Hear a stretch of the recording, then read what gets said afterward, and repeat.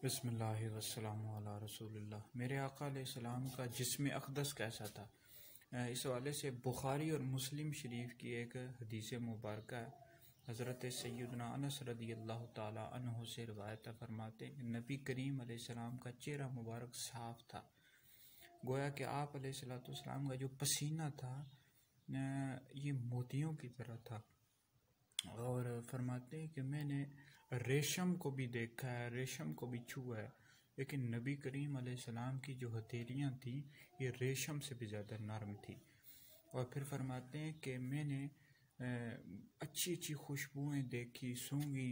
अंबर एक खुशबू होती है, उसको भी देखा, उसको भी सूंघा, लेकिन हजूर अलैहिस्सलाम की जो खुशबू थी, जिसमें अक़दस से जो खुशबू आया करती थी, वो उससे भी यानी अंबर से भी ज़्यादा खुशबूदार थी। तो ये मेरे आका अलैहिस्सलाम के जिस्म अक़दस था। आप अलैहिस्सलाम चूँकि अल्लाह के महबूब हैं, तो सहाबा आपसे कितनी मोहब्बत किया करते थे।